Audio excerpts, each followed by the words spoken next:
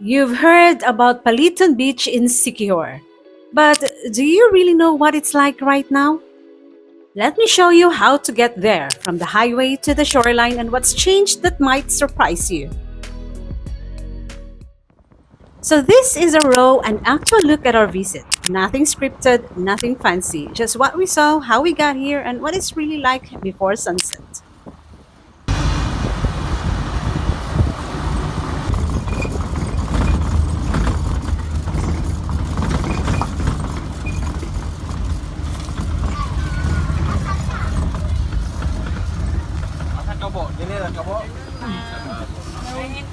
Tul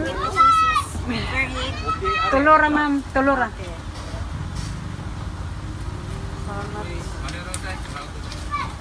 Di nakakasulod. So we go down here. You guys come with us? No. No? No sunset.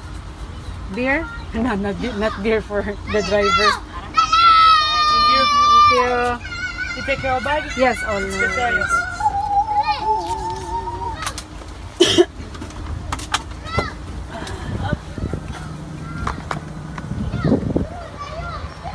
The ticket?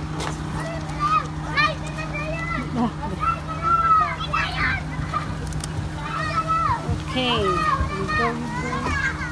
Nala ticket na.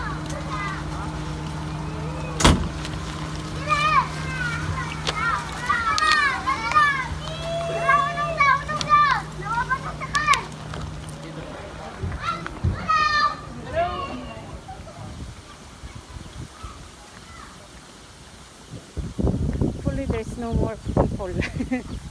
But usually it's crowded here. Usually. Okay.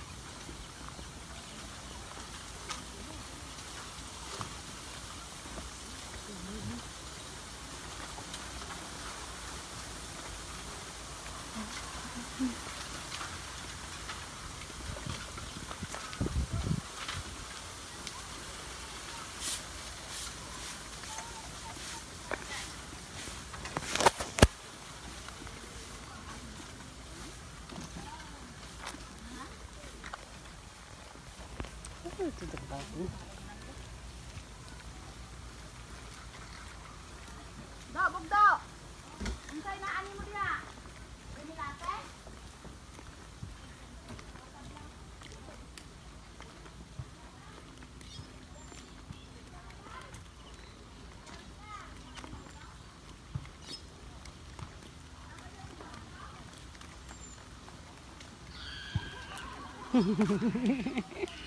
It's famous for local tourists. You can do it too. You just have to give some donation.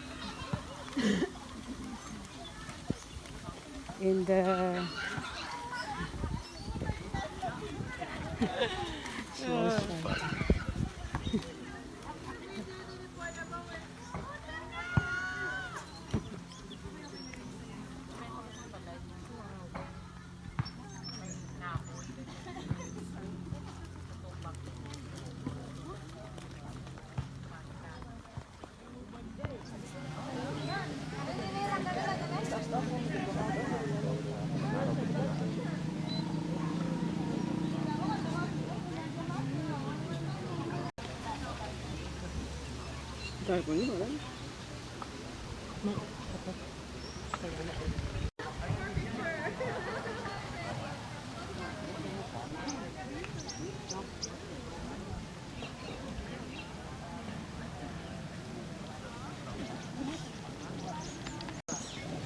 Ay, dito.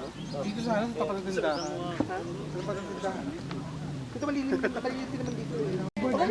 Set up na kayo siya. Okay lang, okay lang. Te! siya daw. Siya daw. Oo. Sige. Gibat to yun. Wala po. Oo. Natin usap dito.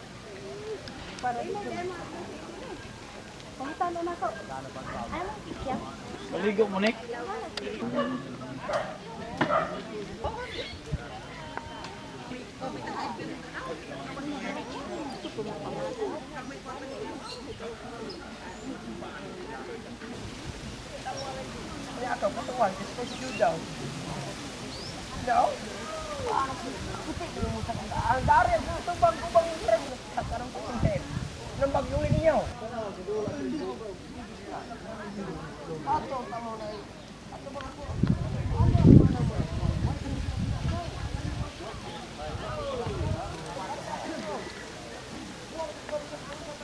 So if you're headed to Siquijor, make time for Paliton Beach.